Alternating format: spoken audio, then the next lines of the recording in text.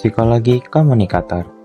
Psikologi komunikator merupakan sebuah kajian yang menelaah aspek-aspek kepribadian, karakter, kondisi mental, motivasi, dan persepsi dari seorang komunikator yang berpengaruh terhadap cara ia membangun, mengolah, dan menyampaikan pesan kepada komunikan. Dengan kata lain, psikologi komunikator mempelajari bagaimana keadaan psikologis seorang pengirim pesan memengaruhi efektivitas komunikasi.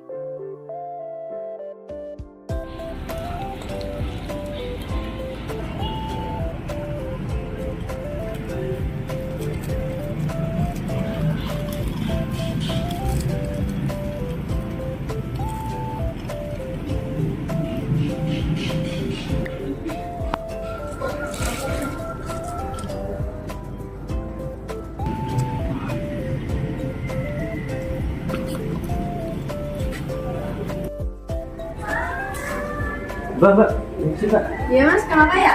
Ini sampahnya Samen. Iya, kenapa emang? Jangan buang sini Mbak.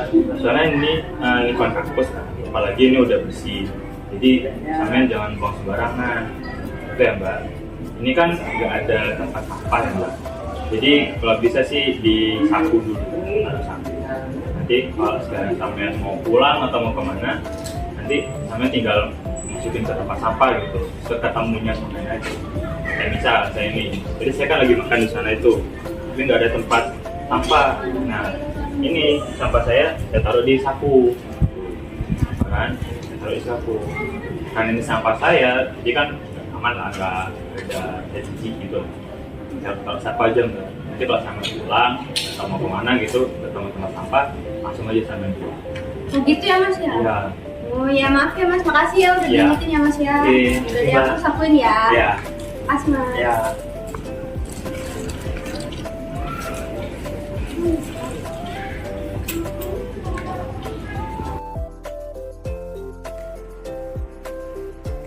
Psikologi pesan. Psikologi pesan membahas tentang bagaimana orang lain dapat mempengaruhi orang lain. Dan psikologi pesan menyoroti bagaimana bahasa mampu mengendalikan emosi, pikiran, dan perilaku orang lain. Bahasa bukan sekadar alat komunikasi, tetapi alat penggerak atau remote control yang bekerja lewat makna nada dan pilihan kata yang membangkitkan respon tanpa paksaan.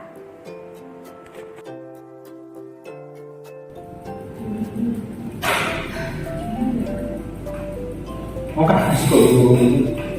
Belum, aku takut banget, aku takut gak bisa nanti kalau bersuara. Aku nervous banget ini mau hafalan ke sana. Gak apa-apa, tenang aja. Aku yakin kamu bisa. Bisa. Apalagi kamu tinggal baca-baca terus, ulang-ulang terus, nanti kamu ingat sendiri. Bisa. Gitu ya? Iya. Jadi aku harus kayak gimana nih biar bisa nenganin diri aku? Caranya kamu jangan overthinking, kamu baca-baca aja, pokok pede. Pokoknya jangan sampai overthinking gitu lah. Harus pede. Harus pede ya? Ya. Oke, coba deh. Bismillahirrahmanirrahim. Mau maju? Ya, mau maju. Asik.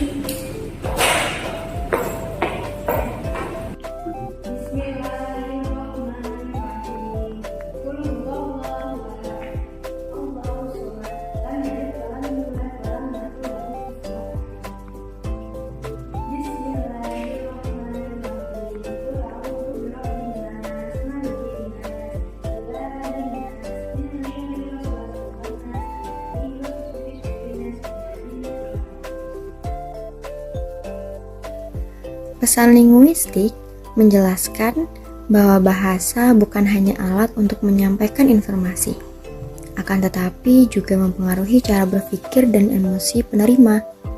Efektivitas pesan bergantung pada pemilihan kata, struktur kalimat, serta kesesuaian bahasa dengan konteks audiens.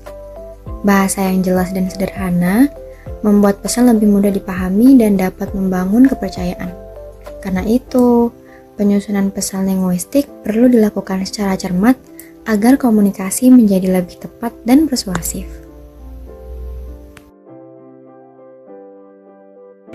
Sekarang jam 12.09. Berarti kita di sini udah sejam. Jam Lama sih sumpah. banget. Tugasnya belum selesai. Gak cuma Belum itu ya. dateng. Tahu nggak sih? Dia itu poinnya satu salah. Yang kedua dia tuh kayak asal copy paste dari ChatGPT itu tahu nggak jelas banget. Mana dia udah telat, tugasnya salah, berantakan, nggak tahu nanti dia guys. Sebenarnya dia di mana sih? Coba ditelepon. Mau deh.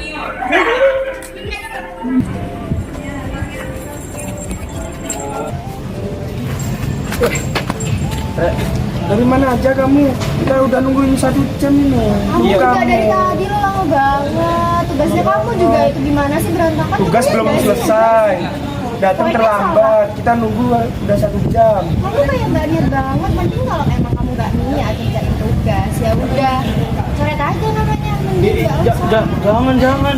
Ya, aku baru dari kos tadi tuh bocor banku itu juga kemarin tuh banyak kegiatan di organisasi. Ngajak Emang kalau bannya bocor tuh sampai sejam kan enggak? Gimana sih? Pokoknya ini ya. Itu gimana tugas kamu itu? Berantakan banget. Kita nungguin udah lama, belum makan, belum Tahu, apa. Kita tuh nungguin kamu ya dari tadi tuh. Udah jam berapa ini? Udah siang banget loh. iya ngajak juga. Guys, tunggu dulu. Kita stop dulu. Oke? Jadi sini. Jadi yang tadi itu salah. Kita kalau ngobrol sama orang itu pemilihan kata, pemilihan nada, intonasi itu juga penting. Jadi yang bener ini kayak gini. Mundur. Aku kasih tahu ya. Kita ulang adegan. Sekarang jam 12.09. Berarti kita di sini udah sejam. Jam Lama sih sumpah. banget. Tugasnya belum selesai. Gak cuma Belum itu ya. dateng. Tahu nggak sih? Dia itu poinnya satu salah. Yang kedua dia tuh kayak asal copy paste dari ChatGPT itu tahu nggak jelas banget. Mana dia udah telat, tugasnya salah, berantakan, nggak tahu nanti dia guys. Sebenarnya dia di mana sih? Coba ditelepon. Mau deh.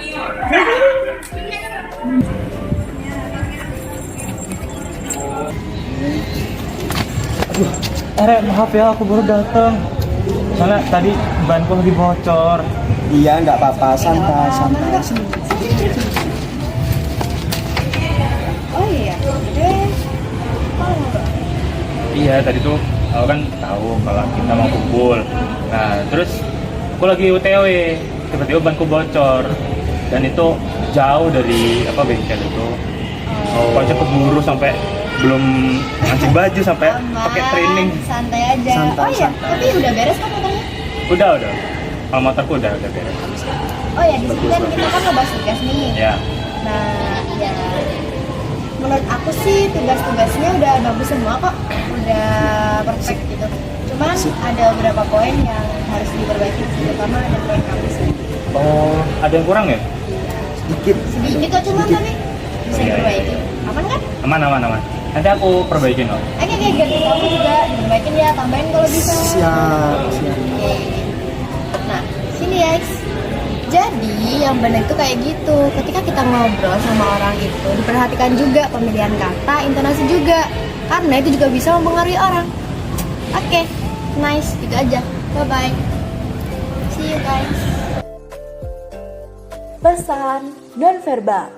Pesan nonverbal menurut Kamus Besar Bahasa Indonesia atau KBBI adalah pesan yang disampaikan tanpa menggunakan kata-kata dan bisa berupa gerakan tubuh, ekspresi wajah, intonasi suara, dan juga simbol. Berarti, penyampaian pesan dari seorang komunikator kepada komunikan yang tidak menggunakan kata-kata, melainkan dengan menggunakan gerakan tubuh, ekspresi wajah, intonasi suara, dan juga simbol. Dengan begitu saja, seorang komunikan sudah dapat memahami apa yang disampaikan dari seorang komunikator.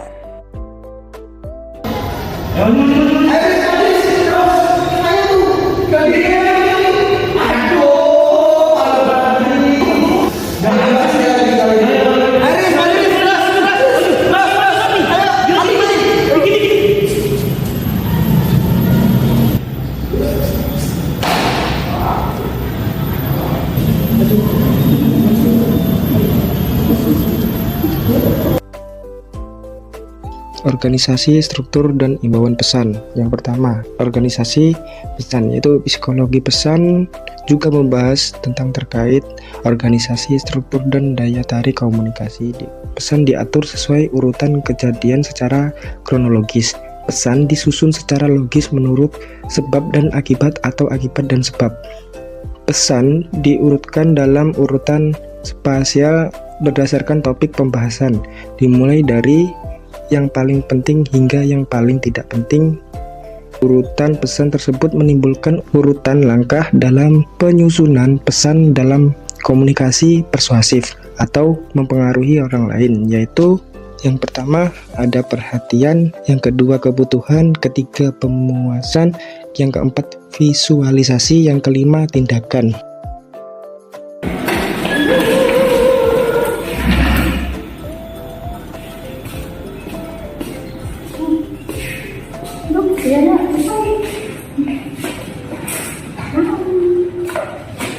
Oke guys, kali ini kita ngerjain tugas kita nugas oke. Aduh baik.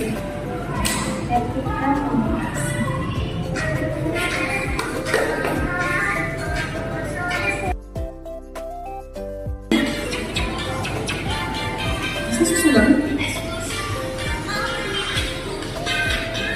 Masih pasti loh.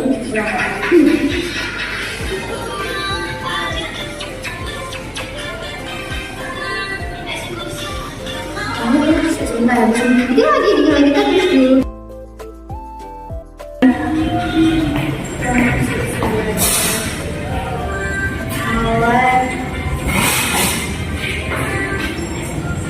Sama tadi ngapain?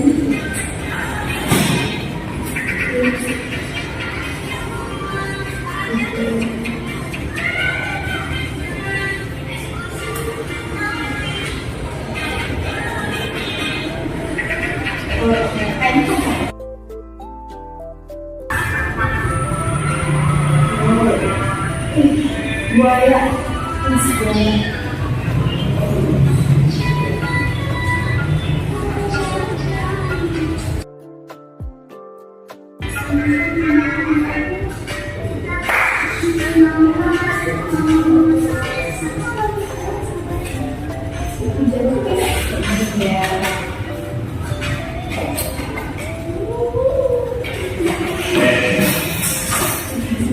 Pengajian sih?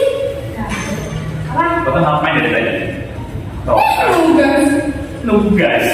Nah, nggak ada yang buku di mana ini. Dikira apa nih nggak perhatiin apa ya? Aku di belakang. Aku dari tadi nugas lagi nulis. Kamu ngapain?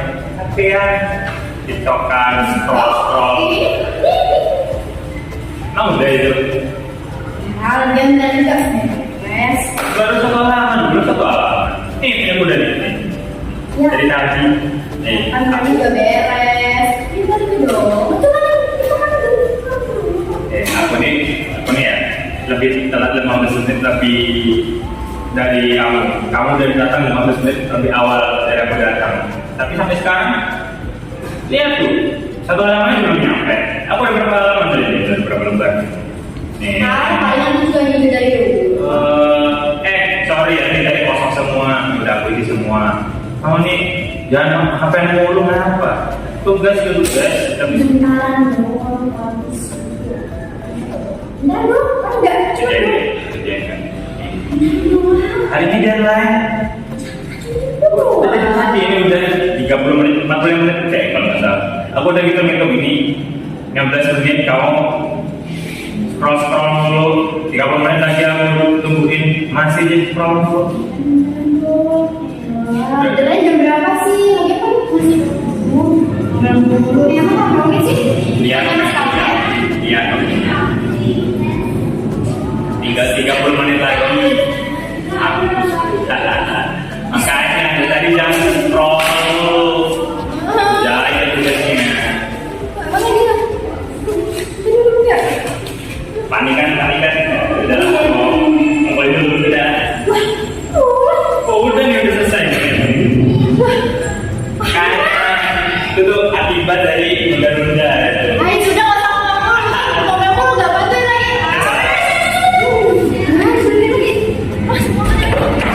Oke guys, itu tadi adalah contoh organisasi pesan dalam bentuk sebab dan akibat.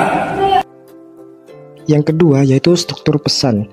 Dalam situasi di mana pembicara menyajikan dua bagian dari masalah atau pro dan kontra, tidak ada gunanya untuk membahas bagian pertama. Pendengar yang secara terbuka memihak satu pihak dalam argumen tidak mungkin mengubah pendapat mereka. Apa yang dikatakan terakhir lebih mempengaruhi.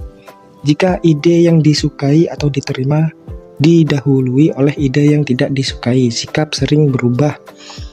Urutan pro-kon lebih efektif daripada urutan kon-pro bila digunakan oleh sumber yang memiliki otoritas.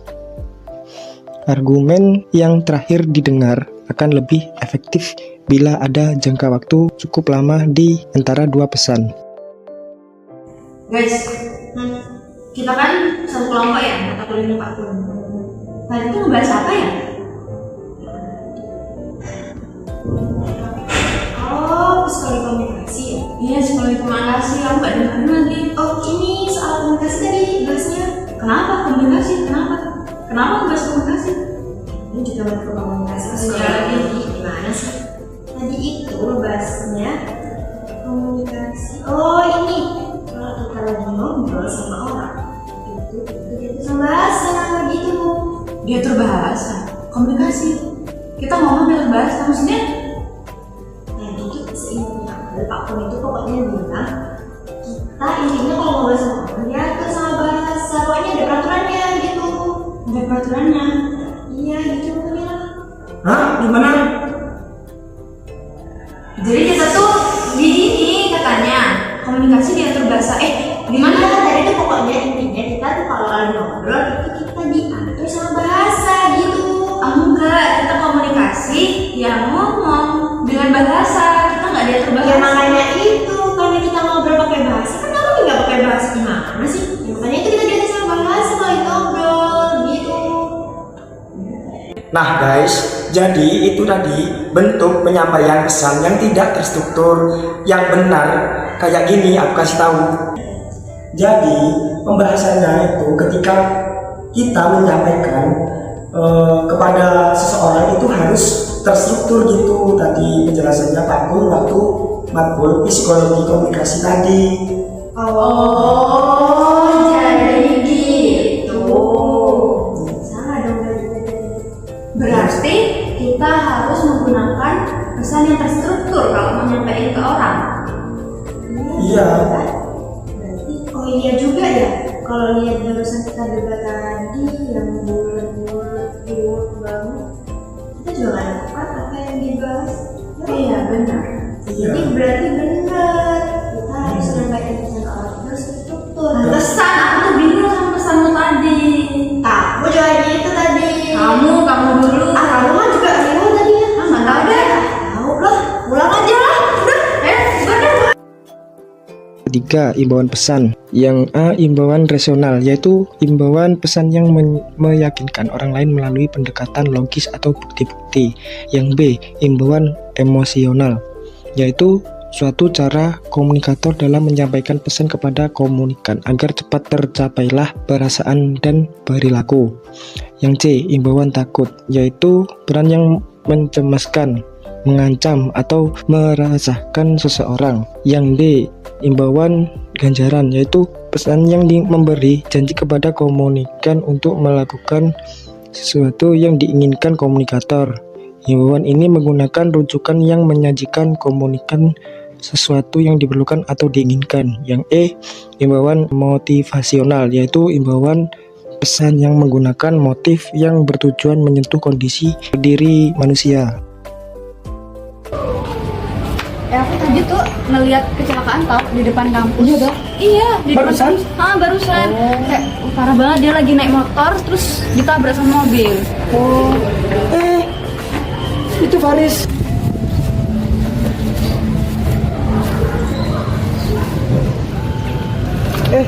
Kamu mau kemana? Aku mau beli makan dulu.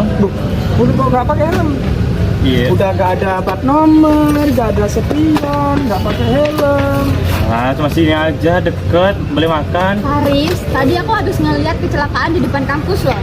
Kita tuh harus menggunakan perlengkapan yang lengkap, helm, spion, plat nomor, supaya kita tuh tidak mencelakakan orang lain dan juga diri kamu sendiri. biar tidak merugikan kamu sendiri dan orang lain, intinya itu.